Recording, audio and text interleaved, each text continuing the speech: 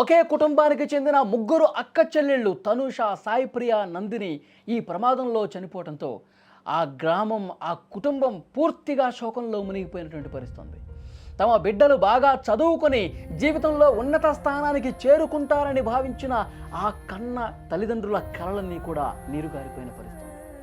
కానీ ఆ కన్నీటి కలలు పూర్తిగా చెల్లాచెదరైపోతున్నటువంటి పరిస్థితి. వీధి వారిని మృత్యువు రూపంలో కాటేసింది. పోస్ట్ మార్టం తర్వాత ఆ ముగ్గురు అక్క చెల్లెళ్ళ మృతదేహాలు గ్రామానికి చేరుకున్నాయి, ఆ కుటుంబానికి చేరుకున్నటువంటి పరిస్థితి. పెరకంపల్లిలో ఒక్కసారిగా రోదనలు మిన్నంటాయి, వీధులన్నీ కూడా మూగపోయాయి.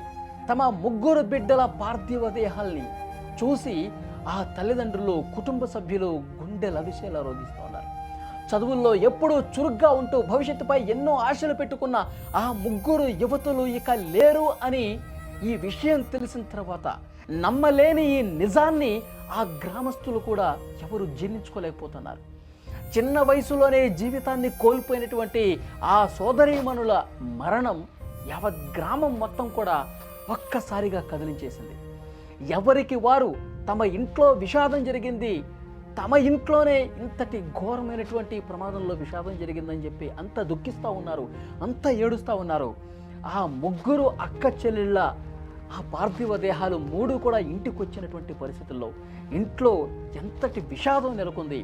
ఆ కాలనీలో ఉన్న వాళ్ళ ఇంటి దగ్గర చుట్టుపక్కల ఉన్న ప్రతి ఒక్కరూ, ఈ ముగ్గురు అక్క చెల్లెళ్ళతో పరిచయం ఉన్న ప్రతి ఒక్కరూ కూడా, ఎందుకంటే అక్కడ ఎంతో సంతోషంగా ఇంటికి వచ్చిన ప్రతి సందర్భంలో కూడా అక్కడ ఇరుగు పొరుగు వాళ్ళతో ఎంతో సఖ్యతగా కనిపించేవాళ్ళు.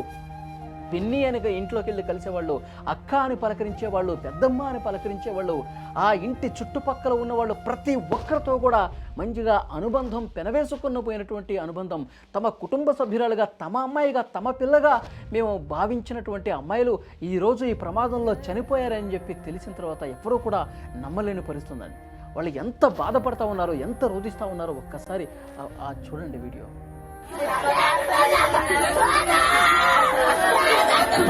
Sana!